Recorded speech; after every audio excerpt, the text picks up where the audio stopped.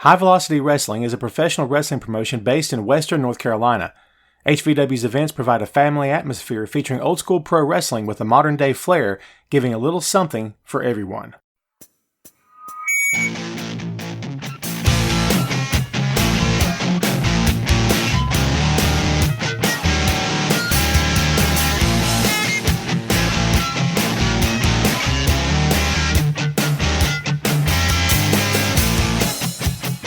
Hey, what is up?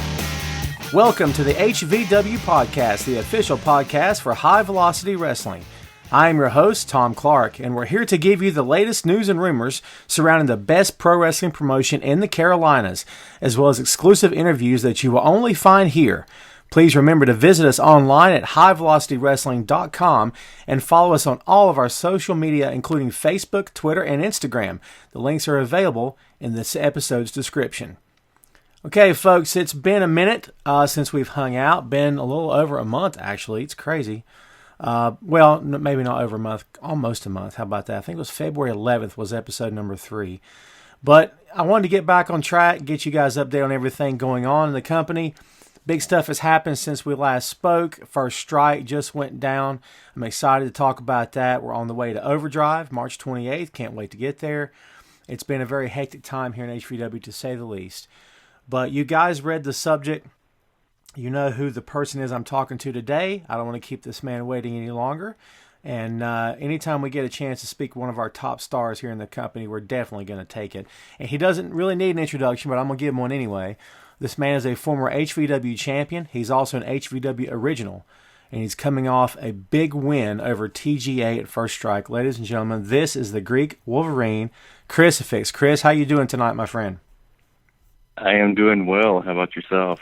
Doing great, man. Thank you so much for taking the time to talk to me tonight. I know you're very busy. The stuff that just happened with the First Strike, you're on your way to Overdrive. You got a lot of preparation, a lot of things to do in the next coming weeks, but we thank you for taking the time. Of course. So I got to ask you, man, just from the jump, everything that's been going on at HVW, we brought it back live Black Friday 2019. Our first big comeback event was resurrected on January 25th. First Strike just happened February 29th. What are you thinking so far about the current run, specifically your current run in the company so far? I mean, you call it a current run. I mean, it's going to be an ongoing run. I mean, I've been dominant the whole time, and I'm going to continue to be dominant. I mean, it's just pretty much just me. HVW has always been my house, and time to collect the rent and kick everyone out. I know you take that stuff very seriously. We've seen talent, what we refer to as talent, pro wrestlers, men and women, in the past, and sometimes you feel like maybe they're just reading from a script, or they're sort of not being themselves. But I would say of everyone in the locker room, you were someone that definitely puts a lot of himself into what he does. So I believe everything you say when you say that you feel that you're at the top. And there's a lot of fans that definitely agree with you on that. What's your attitude right now towards the fans? I mean, they seem to really be on you at the live events. Does that bother you at all? Does it concern you in the slightest? Well, actually, I'm a little disappointed in security, to be honest with you, because Saturday, I mean, you have these goofs up front carrying pixie sticks. And first off, it's too high in sugar, so they're promoting teeth decay and cavities toward children. So there's that issue, but that's none of my business. But people allow everyone to chant that to me. I was assaulted and offended verbally.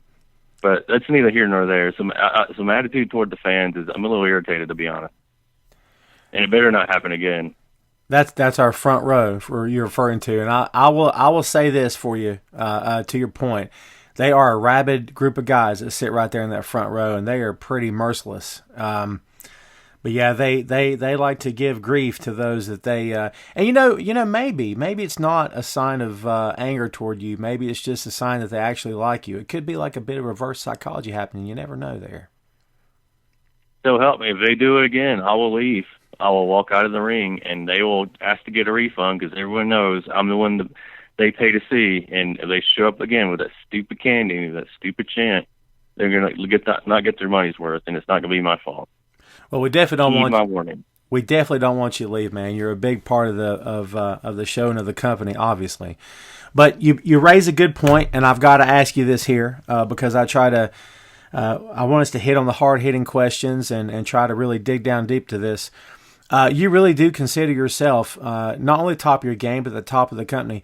The idea that you are the sole HVW original has been something that has really, really come into play the last couple of months. Talk to me about how important is that to you to be known? First of all, not only to be referred to as the HVW original, but what is the root of that for you? Why is it so important for you to be known as that? Well, I've always been an expresser of truth. I've always believed in truth. I always believe that the truth should be told. And it's not so much that it's important to me. It's just important to me that the truth should be told. It's not the fact that it's me. It's just the fact that it happens to be me. I've always been the top guy at HVW since day one. Since I was my first match at HVW, I was always the guy who had the biggest fan base for me or against me. I've arguably had the most titles for those everyone's still active. How many HVW originals are still active? How many HVW originals were ever very successful?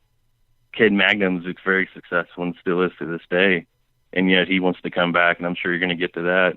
But like it you want to say it's important to me? It's just a fact of reality, to be honest with you. And it's just 2020. A lot of people don't like to believe in the truth, and sometimes they got to be reminded, and that's what I'm doing, reminding people of reality. Well, trying to piggyback off that point, if I can, in terms of HVW as the company itself, and it is important to you, as you said, to tell the truth. I mean, I acknowledge that. And I believe everything you say to that point for sure. Why HVW? I guess what I'm asking is, and there's several pro wrestling companies out there around us specifically, where we are geographically, I should say. Why HVW? Why is it? What sets HVW apart from other companies that are around? Why is it so important to you? Well, HVW has always been different, and obviously, HVW is where I got my start, so I always take it a little bit more personal. It's we always seen eye to eye, but it's always been a family. Obviously, I guess I'm seen as the black sheep of the family. I'm fine with that. But I don't look at myself as a sheep. I look at myself as the wolf, So, wolf, I should say. Well, like you said, that's where you got your start. How long have you been at the game now? How long is this? How many years is 2020 for you? May 21st will be the 15th year of my anniversary of my first match. Wow. Yeah. You look like a fairly young man to me. That's impressive. It looks like the sport has been pretty good to you. I mean, I've seen guys who are 10 years in, and it's like you see those photos of like the man when he's elected president, and then 8 years after when he's leaving office, and it looks like 20 years difference. And I don't see that with you at all. So you must really just stay in top form and really take care of yourself. Yeah, I consider myself very blessed. I mean, I've had my share of injuries, but I've always, even before wrestling, I always started taking care of myself, because I knew one day I would be in wrestling. So it's kind of always been once I was old enough to start making my own decisions, it's always, and a lot of people know my, I guess you say diet, lifestyle, or whatnot, as far as being vegan and whatnot. So, I mean, that definitely contributes to visual health and, longevity and all that good stuff. But, yeah, it's just pretty much just overall blessed and just taking care of myself, I'd like to say. We were talking about your history with the company, with HVW, and you talked about how it was different. You're not the first person to say that to me. And it was something that I saw many years ago. I would come up occasionally, and I would be the man on commentary, and I always loved it. I really enjoyed it. Gary Benfield and I, of course, HVW owner promoter, we go back 20 years, and it's been a long time since I've known this man. And so he would call me up, and occasionally our schedules would coincide, and I would come up with do some commentary, do some work backstage, whatever he needed, that kind of thing. But I always had that vibe when I came up. What do you think it is that, and I know we talked about it's different, but can you pinpoint it? And if you can, did you know early on when you started your training, when you started with this company, because you tell, especially after you went to work for somebody else or wrestle for somebody else, I should say, and then came back, could you really notice a difference once you stepped outside of HVW as opposed to when you were there? Yeah, and many times, in many ways, yes.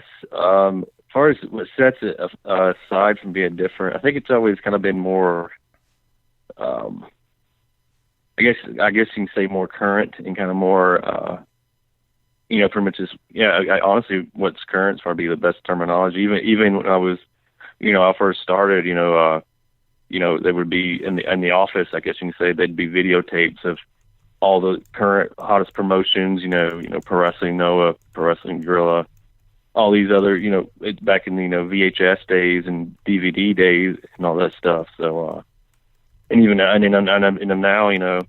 there'll be current stuff in there. Once, there's a DVD collection in there and everything like that, but everything's, I'd say it's just mostly current and up to date, because a lot of places, they still go by, tradition is always important, but a lot of guys, they don't do tradition based on tradition. They do tradition based on their opinion. So, I just kind of think it's more, and one thing about HVW, you can always say, either you love HVW or hate HVW. They was always talking about HVW, whether it was, either in support or against it. That HVW, when it was running weekly, it was the show everyone was talking about one way or another. And it's kind of, in wrestling, silence is your enemy. So as long as you're getting a reaction, you're doing something right. That's an excellent point. I can't disagree with that at all. I think you're totally right about that. I think that is very important. As we said, some press is better than no press, even negative. No such thing as bad publicity is the old saying, right? So that totally makes sense to me. You're talking about tradition. I'm curious to expand on that a little bit. When you said promoters doing something for the sake of tradition or for the sake of their take on tradition, do you find that to be an issue, especially now in terms of the way guys think it should be run versus the way it was run in the past? Because you hear a lot of companies talk about, we want to do it the old school way, and we've said that here in HVW from day one. Gary and I both said that we grew up fans of Jim Crockett Promotions, and that's the kind of presentation we want to give. But how many people, in your opinion, have you seen in the past that have said those things, but then when you got inside the company, you're like, man, this doesn't feel like it's tradition at all. It feels like something way different. Oh, more times than not, that's the case. A lot of places they'll put it on the front, and everybody says they're for the guys or for the boys, and for the sport, and they're going to do this and that. But as time goes on, the true colors kind of are shown. I can give you examples, and I don't. You probably don't want me to do this, but I'll even give names. I don't care. It'll be my reflection only, so no one else has to be. Being involved in this, but like, for example, years and years ago, KC Thunder had a promotion, and it was all about tradition. It was even on the door, but it'd also be a thing where he'd have rookies in the ring, and he'd work them in matches, and he'd also hit them with chairs multiple times in front of 15 people just to make a point. Wow. So you got that, but what I did, what happened to me when I was broke in 1980, blah, blah, blah, blah. So that's one side of tradition. You got the negative side of tradition. Stuff like that. Let's see if he come back the next day with a knot on his head. What's that got to prove? That's just right. That's me ego tradition. You wouldn't get that. I'm not here to. I'm not here to put HVW over or brag about till not. But I will be. I'm always, one thing people can always say about me, I'm honest. I speak the truth, and that's something you would never, ever, ever see at HVW. Just someone someone viciously get hurt just to make a point or as a test or something like that, especially a student. Granted, it was many years ago, but the kid's no longer in wrestling. He's actually a cop now, ironically enough. Wow. It's funny how things change. I actually know, I can't say I know personally, but I was part of a company, 20 years ago, and he was brought up a couple of times. Very nice to me, very polite, didn't have an issue with him. But I would watch in the ring, and I kind of sat back and just very professionally and very quietly thought to myself, I don't know really why we brought certain people in tonight. I don't really, do you know what I'm saying? Like, Absolutely. Not to be critical, but I sort of sat back and, like I said, silently wondered without saying, I don't really know why certain people are here tonight. That's kind of odd to me. But at that time, I had no sort of, I don't want to say position of power. That's the wrong term. But I had no sort of position. I was just kind of part of the show, as they say. And it wasn't really for me to say anything like that. But, you know, we've heard horror stories over the years. I mean, Ric Flair tells stories about Vern Gagne. As respected as Vern was and is, his camp was not for the faint of heart, man. He had Flair take 20 bumps on the concrete ground in a row. And if he got back up, he could stick around. But if he wanted to quit in the middle of it, he had to go. And I'm thinking, well, who am I to question Vern Gagne? The guy makes champions. He was a champion. But, man, that seems crazy to me. I mean, I mean, it makes me wonder, how in the world did anybody survive it back in the day when it was more of a closed-off society than it is now? Yeah. I mean, it's obviously no kind of treatment like that's justifiable, but at least it makes more sense back then, because back then it was a much closed net group, and it was almost like it truly was like a brotherhood, and it wasn't, you don't talk about Fight Club outside of Fight Club, kind of right. thing. But now it's so there's sadly, I mean, and those who get it, but sadly there's a training school probably an hour and a half from each other everywhere from now. Back in the day, it used to be you had to travel. Your stories, how Mick Foley, drove well over 10 hours one way for wrestling training and all that. You don't hear stories like that no more. Right. Someone driving 2 hours this direction or that direction, and it's honestly an issue, man, because there's too many wrestling schools, and there's too many promotions created out of bitterness these days. It's an ongoing problem. It's just us egos at the root of it. God, man, I talk about name throwing. Not going to do that. I won't do it. And I have no issue with you doing it at all. I'm not going to censor you in the slightest. I'm not going to censor I'm your guy, brother. I'm not going to encourage. I won't encourage you, but I won't censor you either. And without throwing names around on my end, we have met so many egos since we came back, and resistance, and people who just want to trash talk. And it fascinates me, Chris. I got to be honest, it fascinates me to no end, because on one hand, yes, it's historically a male-driven, ego-driven sport. And I get that, and I understand that. I know enough to know it. But at the same time, I often sit back and think, how's anyone ever going to make any money? How's anyone ever going to go anywhere for real unless there's not some sort of cooperation and check the ego at the door? I continue to be fascinated by that. Yeah, it's baffling, and it's crazy. And I was getting backlash before I even finished training, because it was word of mouth. I'd show up and who's that kid, and did security before you have a first match, and just stuff like it. And it's just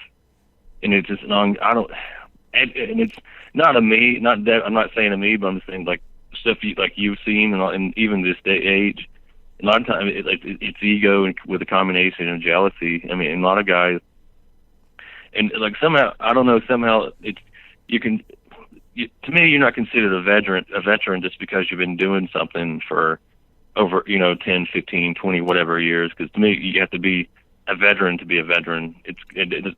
Because you've been doing it 15 years. You could have been doing it 15 years and could have sucked 15 years. That doesn't mean you're a veteran. Right. So a lot of people, these good old boys, and they're too good to say no to people. So so you have people, showing up out of shape. That 1995 was their champion, and now they're showing up in blue jeans and boots and not knowing what they're doing, but they're not going to tell their buddy no. So therefore they have 12 matches on the card. There was I'm actually based in Hickory, Conover, and there was a company, I can't even say the word company, a promotion, and it was run by a couple of brothers, and I still to this day, I don't even know what their names were, but the wives were involved, which is nothing wrong with that on the surface, and not here to bash anyone or anything like that, but I actually went to it. They had got the lease on a big empty building, and they decided to go in, and I don't know if you even know anything about who I'm talking about. They didn't last but 10 minutes. And they were fans. They'd never done this before, and they had people around them, ex-promoters and whatnot, saying, you might want to just maybe run a couple shows first. Nope, we're doing this. We got money. And I just remember going in and thinking, like, and one of the owner's wives immediately bashed John Cena. And in front of the boys. And I just stood there and I thought, well, there's my decision. I don't want anything to do with this. And I quietly excused myself and shook a couple of hands and was very polite and left. And I'm thinking, John Cena, I don't know if millionaire, maybe I would say, but guess millionaire. And you're going to bash this guy. Everyone in this room would like to be John Cena right now. And how do you bash someone that worked hard to get to where he's at, had nothing, and worked hard to get to the top of the world? But it just showed me a level of ignorance that exists when fans try to become, well, one of us, for lack of a better term, and try to get on the inside, as they say. But this company had brought in, and again, I won't mention names, but this company had brought in a couple of gentlemen who used to work for Crockett back in the day. And they said, well, these guys are names, and they put them on the posters in the main events. And the gut got into the door before their head did. Do you know what I mean? And so tremendously out of shape. And I'm thinking, this is what you're putting on your poster. Like, and all due respect to the old generation, and I love a lot of those guys and worked with a lot of those guys. God bless them. But a lot of those guys are very realistic about the shape they're in. These two fellas, not so much. And I thought, I don't know how long this is going to... It lasted 10 minutes, man. It was over. It was done. They didn't even make it a year down here. And that just goes back to the fact of, like you said, let's let him in here because he's a friend. He was a name 25 years ago. He's a name, maybe. And, I walk a tightrope because I grew up on Jim Crockett, and I was around Ricky Morton, Robert Gibson quite a bit of the time. And I deep respect for those two men, nothing but respect. I just look at people around them who can't really go anymore, as they say. And I'm like, God, it's amazing these guys are still getting work. And again, I say that trying not to be disrespectful toward anyone, obviously. Well, honestly, and it's why people like that still get work, because it's just kind of, honestly, it's not to sound negative, it's just kind of because people have, because they want to be respectful, and they just have they have a kind spot, and then it's like, well, okay, why not? This would be cool for this reason, and it's just but they just don't really. Sometimes, a lot of times, people book for themselves, not for the fans, and that's a big issue too. So it's like what they believe the show should look like versus what the fans should get. Oh yeah, absolutely. I've been a part of shows and different towns, different states, or whatever, and it just especially if it depends on who's all involved in in the show. Sometimes you see people insert themselves. I've seen people insert themselves, anywhere from 5 to 10 times in their own event one time, and they plaster themselves in every angle and every other opportunity themselves to pretty much make themselves the star of their own in their mind creation. Stuff like it. And it all goes back to self-ego and any promotion that's created in any kind of revenge or vengeance or I'll show them, it never pays. It never works. At this level, I'm not talking about, AEW. Well, AEW, they're not after WWE or anything like that, but you know what I'm getting at. Absolutely. And I like that you mentioned them. I think that they have been such an incredible bright spot for our industry. I really believe that. I think you look at their 1.5, a 2.0 maybe. They're drawing under 1 million fans, and they just signed a new 3-year deal with TNT, and TNT could not be happier. And I'm like, man, ratings are not what people think. I mean, they are, but they're not. I mean, the big deal for TNT is, hey, we're proud of this company. We love the product. We love the way it looks.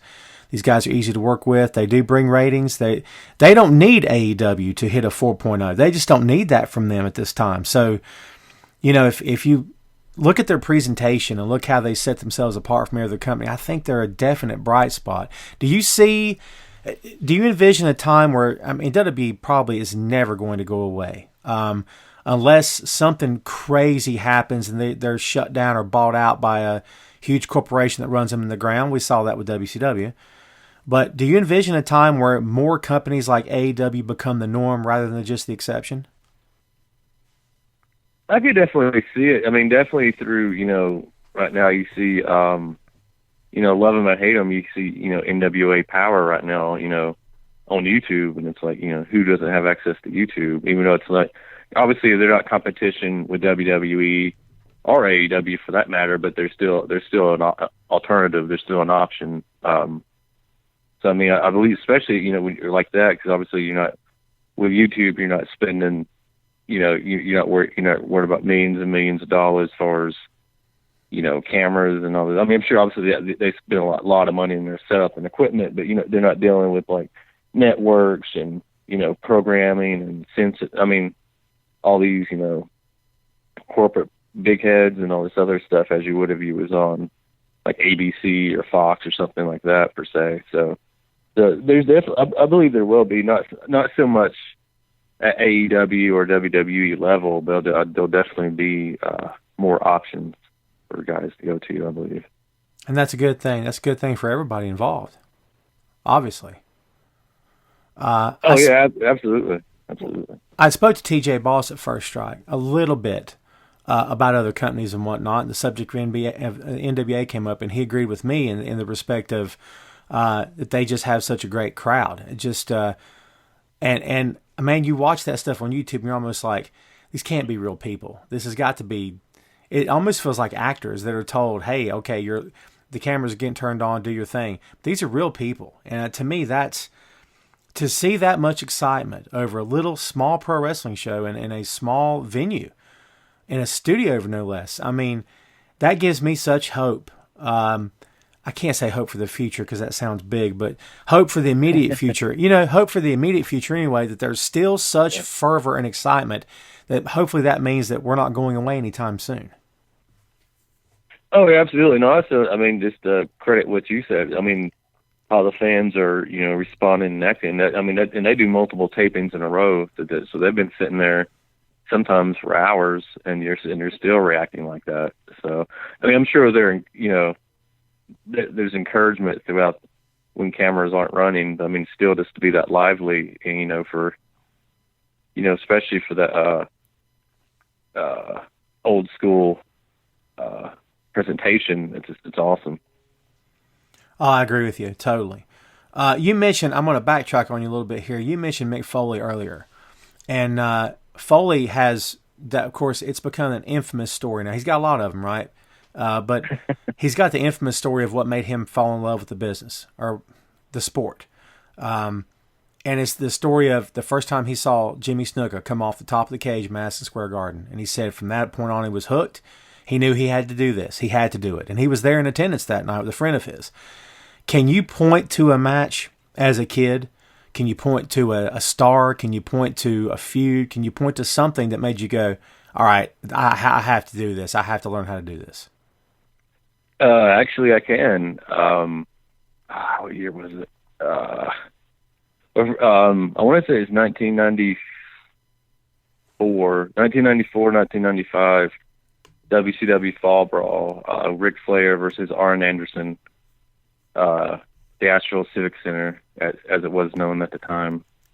I was basically there with my family. And that was a rare occurrence, anything, family doing anything together. Mm-hmm. So it was a cool thing. And I was always, I was pretty much the only one rooting for Arn Anderson. Everyone else was Ric Flair, but I've always had a thing for the bad guys, I guess. And also, right. I've always liked Arn Anderson better, honestly, for many reasons. But it's a different conversation. Right. That match, just to feel the energy, see how the people was responding, and just kind of enjoy. I don't know, is also cool feeling. just kind of being one of the few around me, like cheering for the other guy and just, liking it, and the fact that he won the match, the bad guy won, and like as the finish and everything else, and yeah. So Arn Anderson and Ric Flair for the first time when he was in Asheville. September 17th, 1995. And here's the kicker about that part, ladies and gentlemen. This was not the main event, which is shocking to me because it was such an historic match between these two men. Yeah, what was I think it was it semi, I believe? It was semi. Main event was Hogan, Savage, Luger, and Sting against the Dungeon of Doom with the Taskmaster in the War Games match. Oh, I remember that. 'Cause I remember. I don't know how I remember this, but I remember that's when the Giant came out and acted like he broke. The Giant came out and hurt Hogan's neck, and I remember that's when they was pitching.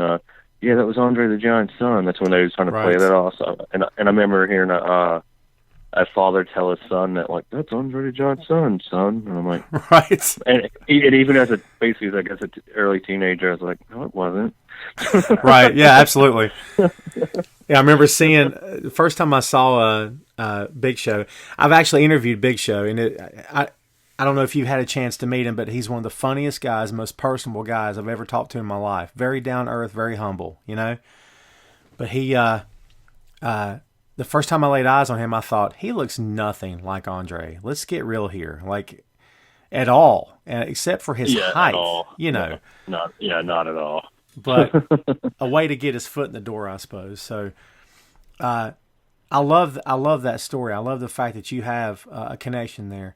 You talked a little bit about family, and I don't want to touch on anything you don't want to touch on, but did you have someone in your family that was a fan that maybe you grew up or you just watching with? Was it on the TV in your house, or did you just find it on your own, just looking for it yourself? Oh, no. My grandfather watched professional wrestling, so my earliest memories as a child, or my earliest memories period, was just watching wrestling with my grandfather. I really didn't watch cartoons. I just pretty much watch wrestling. Any wrestling I could find. It's kind of like your, honestly, all the stories like you hear on like the WWE Network. They're like, I spent Saturdays watching wrestling at 12 o'clock, and That's pretty much me. Saturdays, Sundays, and that's pretty much my, it's my weekends is wrestling, watching wrestling with my grandfather. So. Yeah, so and it's pretty much my brother. My brother kind of watched it at the time a little bit, but it's mostly I was obviously mostly more in it than anyone else. And but yeah, so mostly watching my grandfather, and obviously when I obviously my father did it, so it's always kind of connected to that too. Going as a child, going to events, watching him. So it's kind of one of those that's always been in my blood, I guess you can say. A lot of us have very similar stories. I'm sure a lot of us do. Mine is with my dad. So I grew up watching that, and I vividly remember. In fact, my first memory on the planet is going to a show and seeing Ric Flair's robe and Wahoo's headdress. I vividly remember those two things, if I remembered nothing else. And I was maybe 2.5, 3 years old, and I vividly remember that to this day. And it's the kind of stuff that just sticks with you forever. I mean, it did for me, for sure. So fast forward a little bit. Okay, so you're training, you're doing your thing, you're getting to the sport that you love. So how crazy hard was it when you first got in there and started learning your craft? Was there a point when you, I don't want to say gave up, but when you started to question, man, I don't know if this is worth it. I mean, was it tough for you, or did you take to it naturally, or how did it go for you? A lot of the physicality stuff came pretty naturally to me, just because, especially at the time, I was pretty much managing a gym and also doing personal training. So like I was, would like to think I still semi am, but I was, I was in good shape then, so I always kind of took care of myself. So the physicality aspect always came pretty natural to me. It was more so like the technical aspect to it, like kind of like the yeah, I just honestly the technicality aspect to it. At first, psychology aspect to it, I did not get. I'd like to say it's one of my strongholds. I like to think it's one of my strongholds. But yeah, it was. But there's never really a time I thought I'd give up. I mean, there's been times. I mean, for as training, there's been sometimes I thought I should give up, or I'm not good enough that I would do everybody a favor, kind of, if I give up. There was never really a time I thought I would give up, if that makes any sense. It's kind of one of those, like, even if I'm going to suck at this, I'm going to at least do it, and these things, that way I'll never have a what if kind of like a scenario. But, it's one of those things it sounds, kind of, I guess something like you'd see in a movie kind of thing, but something I always knew it happened somehow one way or another. Even as a child, I'd pretty much envisioned certain aspects and certain things, and couldn't tell you how I'd get there, but I knew I would be somehow. So it becomes more a matter of I got to prove it to myself now, and plus I got to. Was it more about proving it to yourself, or was it more about proving to people around you that you can do this and that you can hang? Which one was more important to you, or was it either one at that point? Honestly, I mean, if I was going to prove it to anyone, I'd probably prove it to myself. I've never really, I mean, obviously to a degree, I care what people think of me, but it's one of those things I don't, I wouldn't put myself, obviously I wouldn't, definitely go back to the prior question. I'm definitely not saying training was easy by any stretch of the imagination. It was definitely, it was top-notch training, but it's also, you earned it. It wasn't like, it wasn't, definitely not ballet or anything. You always felt it the next day, but you always also learned something. Right. So it's one of those things. So I'm definitely not saying I picked up everything. When I say I picked it up, when it was, the physicality was easy to me. It was one of the things I wasn't like, I wasn't like walking on crutches the next day or anything like that. I was sore, but it's one of the things I knew how to take care of my body, stretch, and all that aspect. And a lot of the moves came naturally because I've always studied wrestling since I was a child. I would, pause, fast forward, rewind, and all that stuff. But yeah, as far as it's one of the, if I was proving it to anyone, I'd be proving it to myself, because I wouldn't, for the most part, I wouldn't put myself through what I put myself through just to prove a point to anyone else. I've said, Gary and I did the Hashtag Truth podcast. Shout out to Scott Larson. Don't know if he's listening or not, but shout out to Scott.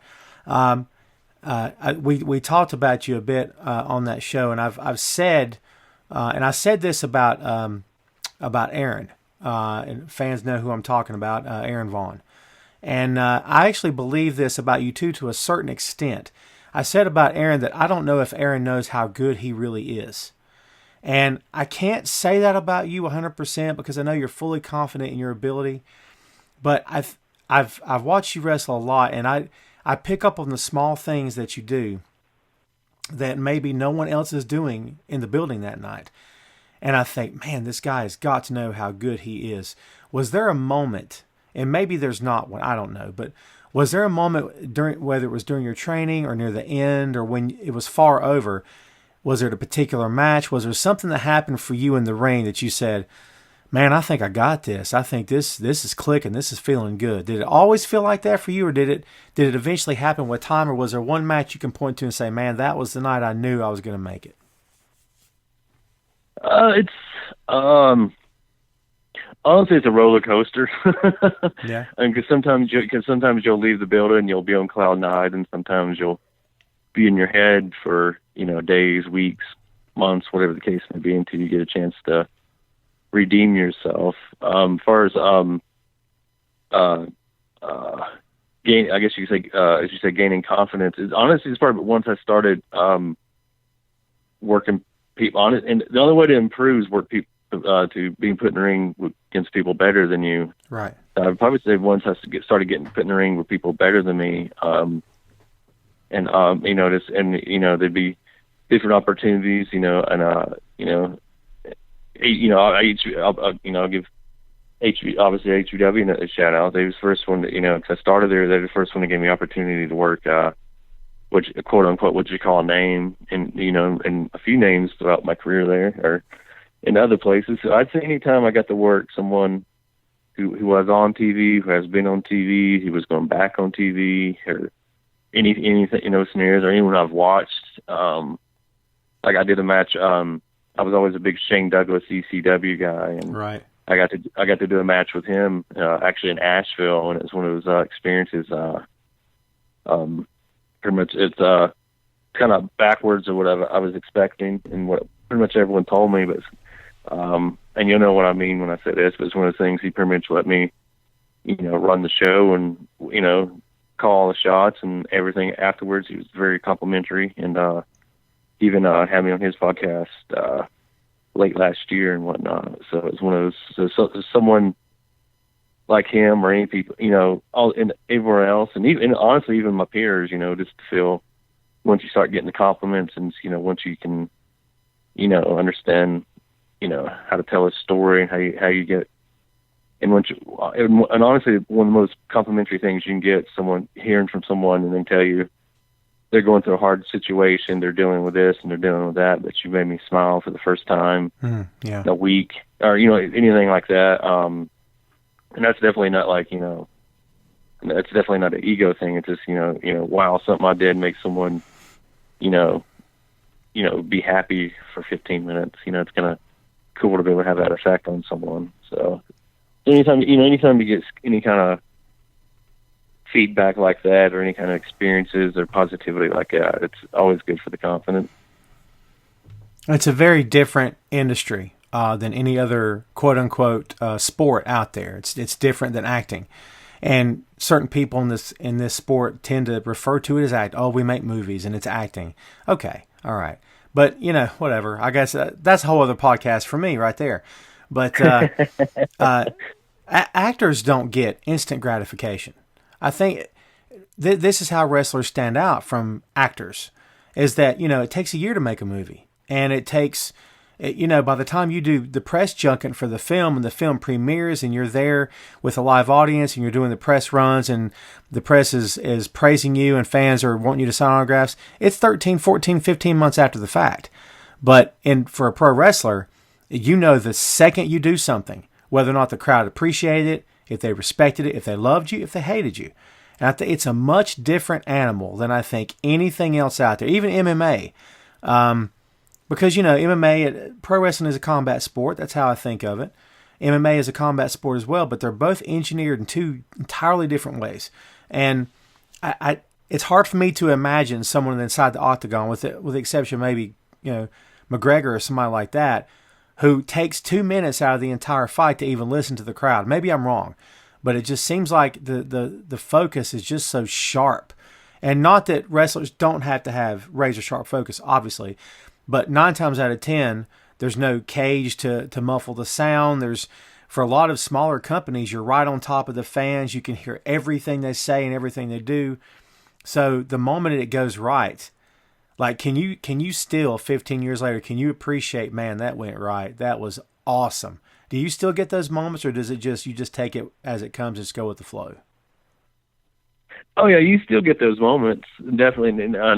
And just to go back to what you said, how I look at it, man, and like I've never liked we're actors or anything. I've always hated that analogy because it's not accurate once you break it down. And at the end of the day, not taking away anything from UFC or MMA or whatnot, but that's more like acting if you think about it, because they have what two roles a year, and they have like 5.5 months to train for each role. Excellent point. Yeah. So, and obviously they're not preparing to play a role, but it's one of those things they're not themselves, and they're consumed by what the character the role they'll be playing in 6 months. So, and even kind of honest, and I mean, and there's some people may say this is extreme, but like they wouldn't be people like, I mean, Conor McGregor, he'd still be, I'm sure he'd be famous and rich, but without professional wrestling, he wouldn't be nowhere near as famous as he is, because everything that sets him aside from other UFC guys is this tactics he's taken from professional wrestling. Absolutely. You cannot tell you cannot look at Conor McGregor and tell me, especially when not so much the last fight because he's toned it down for whatever reason, good for him, but especially during the Khabib or especially the Mayweather fight, you cannot tell me he didn't study Ric Flair promos and other various wrestler promos. And to your point, it's an excellent point, by the way. It goes all the way back to Ali. Ali didn't come up with this stuff on his own. He took his rants and took his trash talk from pro wrestling. I mean, it makes perfect sense. The fact that you can get into your opponent's head. And if you want to go even more of a wider focus, you can say the best trash talkers in NBA history. They can say, well, it's the playground talk. Okay, sure. But a lot of these athletes are pro wrestling fans. So the fact that they use that to translate to their sport, I think it's perfect. And I think it really does fit depending on who you're talking about. Oh, absolutely. And also, I mean, especially because, pro wrestling was the first platform for really to do that. I mean, because, it's individual. I mean, obviously you have your tag teams and stables and whatnot, but it's especially about, I mean, for the most part, it's individuality. I mean, like you didn't have basketball players for the most part. They wouldn't watching other basketball players cut promos. They when they went playing games, they would, Ric Flair, he was a man then. He was a man for a long time, but he's getting so much spotlight. Listen to this man talk, especially about. I mean, I'm not a big Ric Flair fan, so I'm not. I'm sure that'll be controversial, but it's one of the things that I'm not putting him over, but I mean, he's a perfect example for so many things. I mean, a lot of people. So I mean, I believe you're right. I mean, I believe pretty much the art of trash talk, primarily in sports, started with professional wrestling, and it definitely Dana White, UFC, and MMA is taken from WWE because they would not be nowhere near the conglomerate they are now if it was professional wrestling. Because for the most part these days, everything you hear about UFC and MMA, it's not so much about the fight; it's about what was said, what happened before or after the fight. If you think about it, it's never. Oh, did you see this punch? Did you see this kick? It's like right after the fight happened. It's always about the sell, And Jim Cornette has said many times that UFC does pro wrestling better than pro wrestling does pro wrestling. Do you agree with that sentiment to a certain extent? Oh, I agree with that completely. And Conor McGregor is the perfect example. Just unabashedly out there and just not shy. And the fact that it gets to people kills me. He goes on Twitter more than one time and calls out WWE, with whom he's always had a good relationship. And I'm sure you saw this, everyone under the sun, the biggest names in the sport, come out and take shots at him in return, like in response. Yeah. I'm thinking, please tell me you understand what's going on here, but like no one did. Yeah, that's a perfect example. He literally works them. I don't want to say work the workers because true workers wouldn't get worked like that. That's one of the things that's a perfect example, though. I mean, it's one of those like he did get a reaction, like a reaction's the goal, and like for them to. They played right into. Yeah, I remember that time. It was pretty embarrassing, actually. And every time you'd like, finally that was over. You see like insert name here, and I'm like, no, not you. Right. So yeah, right. That's a perfect example. I remember that now. Yeah, I know it brings back bad memories. I apologize. So, anytime I read anything, and this is very contradictory to the modern state of social media in 2020, but anytime I read anything, I don't care if I hear a soundbite or read a partial quote, instead of knee-jerk reaction, I want to go back and do a little history and see, okay, where'd the quote come from? What's the context of the conversation? What was he talking about when he said it? And I think if more people did that, we wouldn't have this issue where people take things out of the context. It's back to a little history lesson about John Lennon saying that the Beatles were bigger than Jesus. And everyone took it to mean, they're devil worshippers. John is anti-God. It's not what he said. The entire interview, he said, judging from the crowds in attendance at their shows, it looked like they were drawing more people than the church was, so maybe the Beatles are bigger than Jesus. Now, it wasn't the classiest thing to say, but he didn't mean it in that regard. So, like, if people would just take a step back, breathe and relax, and try to understand what's being said, this might segue back to what we were talking about earlier about promoters doing things for the wrong reasons. How many times have you I don't want to say been forced to listen to, but you overheard, well, we're trash talking this company's trash talking this company, and you're sitting back just maybe like I said before about myself, silently thinking to yourself, you guys don't get it. Don't you understand? Like, why? First of all, why are you doing this? And plus, don't you understand how this is supposed to work? Why are you wasting your time even trash talking somebody else? Do you hear that a lot? Yeah, I mean, sadly, you do hear it from time to time, and it's one of those things.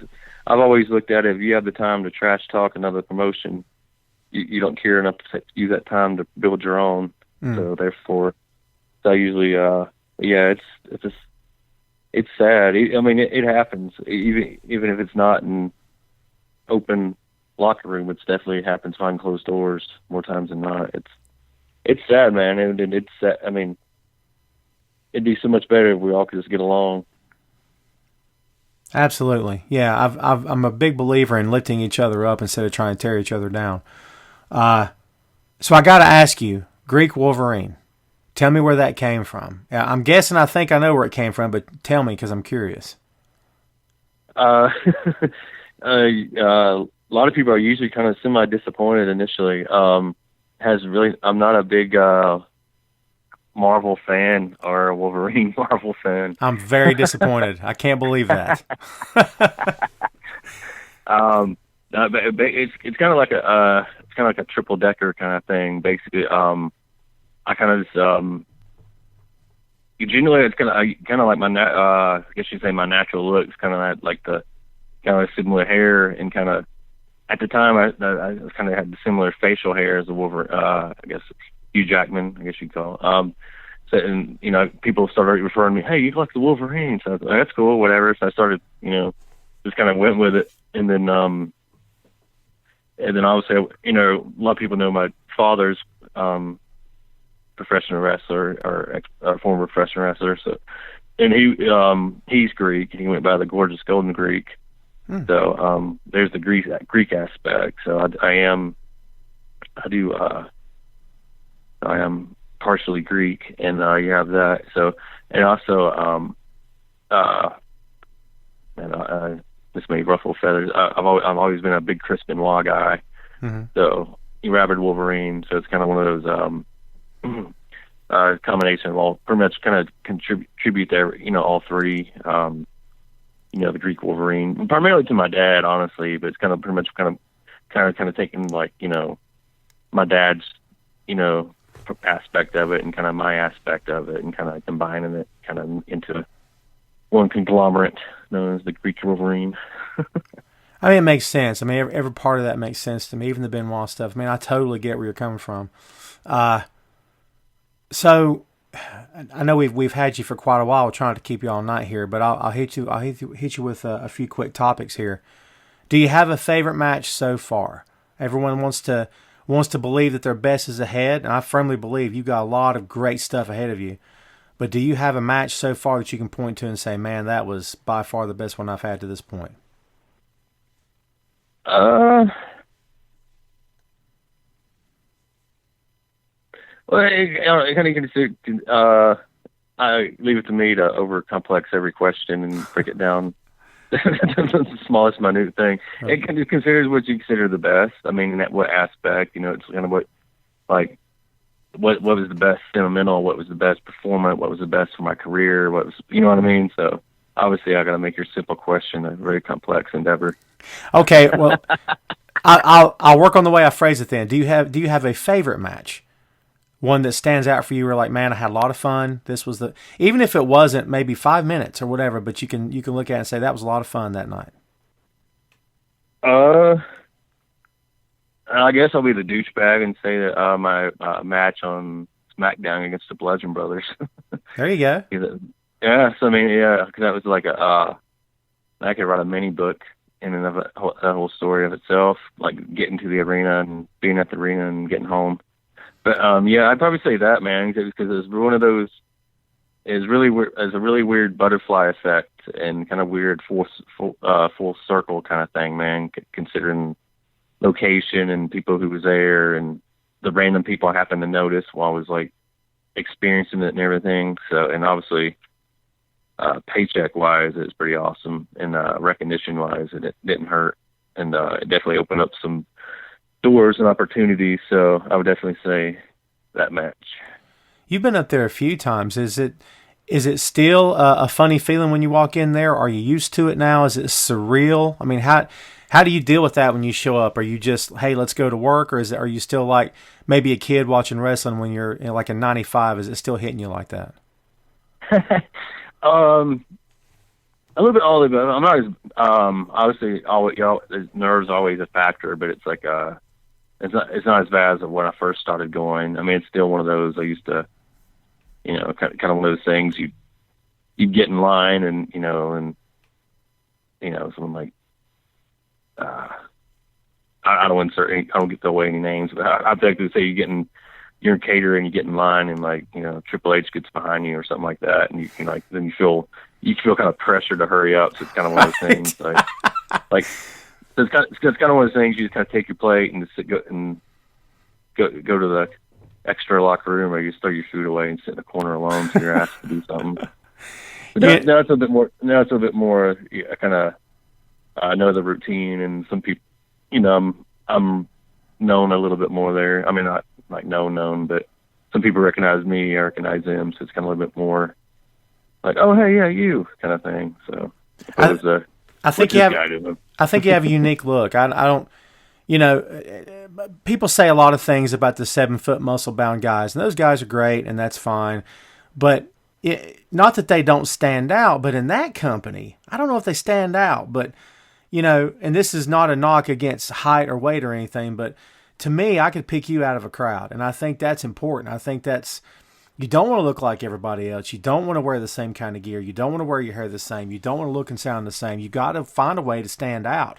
And I've always thought that works in your benefit. From day one, I believe that. Oh, I really appreciate it. It's actually one of the many things I've learned going down there. Because sometimes you kind of get an idea of what you think they want, and then you get there, then a lot of other people have the same idea. So then it's like, okay, well, next time I'm going to change this, and this. So then, and then you get feedback, and it's like, I like this, but work on this. So it's kind of pretty much it's like a big molding kind of job, like you're just kind of creating, something out of clay kind of thing. But yeah, it's I appreciate the kind words. It's it is not. I don't know. Everybody's trying to be someone else. There's not no one is trying to be the best of them. Right.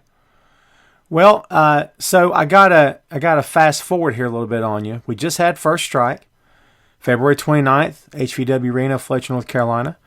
And as we said at the opening of the show here, you had a big win over TGA. First off, it was an excellent match from start to finish. I could really tell that you and Moss both were actually trying to win this thing. It showed. And he's got a ton of charisma. So do you. I thought you guys were evenly matched in a lot of regard, and you came out with the victory in the end.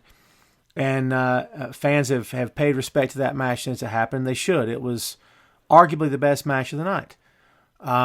But after the bell rang, you dealt with the man that you mentioned earlier, Ken Magnum. What I got to ask this. I'm the host.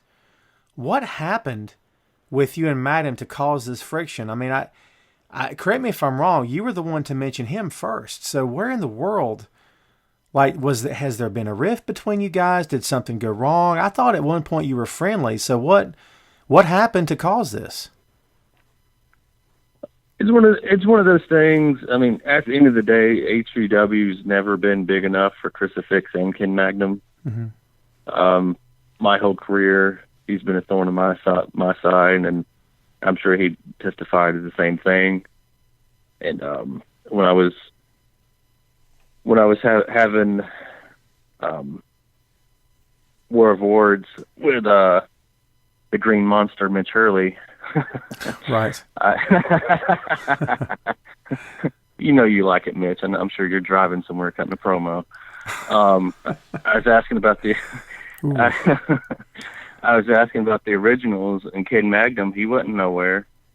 I had to call him out before he stood up, and now he's acting like Mr. Big Shot. So So my problem with him is, if he claims to be the only original or whatever he said, then where's he been? I had to call him out, so I guess he didn't like being put on the spot. So I don't know. He should thank me for making him relevant again. Ooh. Yeah, I hear that. So yeah, I mean, it definitely sounds like there's issues there. It didn't get physical Saturday night. To Ken's credit, he didn't come in and try to roughhouse anybody. He just came in and had something to say. And God, dude, it feels like a lot of tension right now. I'm telling you, I felt it at the commentary table, and I was kind of bracing myself and scooting my chair back a little bit because I didn't know what was going to happen. Is this thing leading to something between you two guys? Is that where it's going? Almost next time he's there, if you allow him back, which I would appreciate it. You don't, I'm sure you will. Right. You need to have more security there because I want to be honest. I walked away out of respect for Ken Magnum because he was a veteran to me when I broke in. So I walked away out of respect for King Magnum, but now we are even. So to quote a good song, no more Mr. Nice Guy. Right. So you mentioned. Gotcha. No, I gotcha.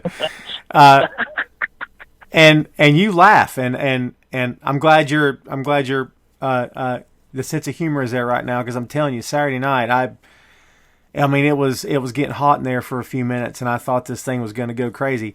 I thought the same thing over the past couple months about Mitch Hurley. You mentioned him a couple of times here, and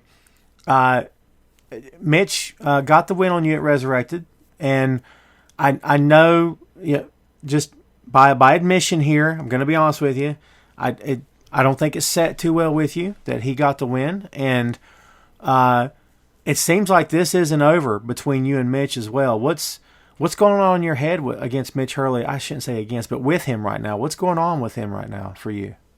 Well, I mean, you say you got the win, but I mean, if my memory serves me correctly, he's the one who walked away limping. I was still in the ring. Right. When he so, I mean, is it one of I guess his hand was raised, but I also was one that was able to walk the next day. So I mean, he may have won on paper, but as a man, he didn't win. And that's my thing. He's not a man. He's a little punk kid. He says he's a Californian dream. He's not even tan. I could take you to any college campus around here and show you a 20-year-old something douche who wears a beanie in the summer. It says bro a lot. He doesn't impress me. Right.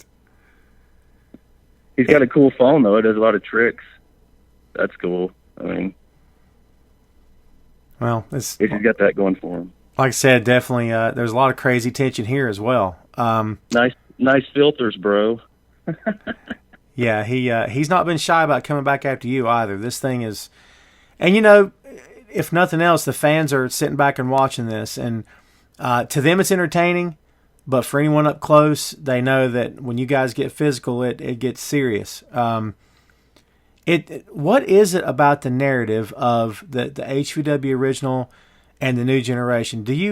I'll put you on the spot. Is it a problem for you that the HVW is, I guess you could say, evolving and embracing the new generation? Is that becoming a thing for you, or what sort of issue do you have with that, if you have one? I mean, it goes back to the first question. I don't have my issues with people recognizing the truth. I'm all about passing the torch and, helping others and all that good stuff. But as far as I'm concerned, I haven't seen no one better than me. So I'm not holding no one down. I just see a bunch of speed bumps trying to hold me down. So in other words, no one to pass the torch to, in your opinion?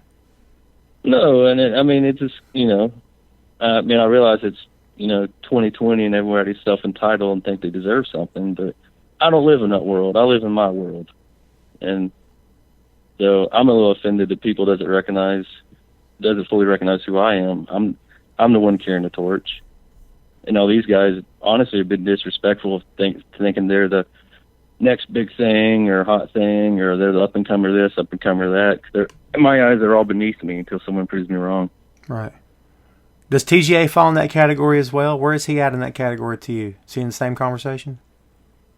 He surprised me. I'm not gonna say I definitely didn't destroy him or dominate him or anything like that. It's just one of those. I won based on my experience, I believe, and I definitely believe TJ. He's gonna be one of these guys.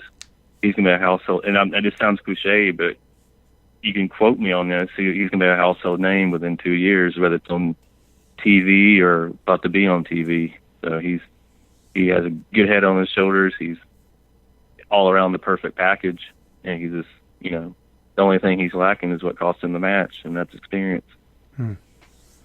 That's a ringing endorsement if I've ever heard one, for sure. I got one more for you, and we'll let you out of here. The HVW Championship Tournament was announced at First Strike. It's going to happen on June 27th. The event has not been named as of yet, or not been released as of yet, as far as the name's concerned. It's a single elimination tournament. Your name has not been announced yet as being one of the men that will be in this tournament. What's your thoughts on this moving forward to June 27th? Are you looking that far down the road yet? I don't see how HVW can have a tournament without me. So I think to solidify any tournament, let alone a championship tournament, you gotta have me in it. AEW hired Chris Jericho to give their company validity, give their company name recognition. So it's this business. Like I don't see how you would. To me, it goes back to I'm slightly insulted that you should have based that date around my schedule. But I forgive you because I'm a nice guy. Right, I appreciate that. Yeah. I got to tell you, this has been fun. Again, apologies if I kept you too long. I know that, like I said before when we first started this phone call, you're a very busy guy, and I appreciate you taking time out of your day. And I know the fans. Appreciate you. At least I believe they do. And I think that so far everything with HVW has gone exceptionally well. The fans are pretty excited about it, and the industry's buzzing. And as we said earlier, if they're not talking about you, then you must be doing something wrong. So they're definitely talking, and they're most definitely talking about the Greek Wolverine. So I want to thank you again for coming on board, Chrisifix. We'll have to do this again real soon if you're up for it. Absolutely, and it's been my pleasure. Thank you, sir, and we will talk to you next time, folks. That's all I think that we've got this time around. Again, much thanks to Chris for giving us the time out of his day. We do appreciate it. We want to remind you, folks, that March 28th is the first edition of HVW Overdrive, the American Legion Hall in Hendersonville, North Carolina, Post 77. You do not want to miss it. Tickets will not be available online as they were for Resurrecting and First Strike. You can only get them at the door. Chrisifix will be on the card that night, so you don't want to miss that. We've got much, much more to come on that event. All the details that you need are at highvelocitywrestling.com. Again, much thanks to Chrisifix for taking the time. And folks, that's all we've got for you. We will see you next time. Please come back around, keep checking our social media, and we'll see you down the road the next time around on the official High Velocity Wrestling Podcast.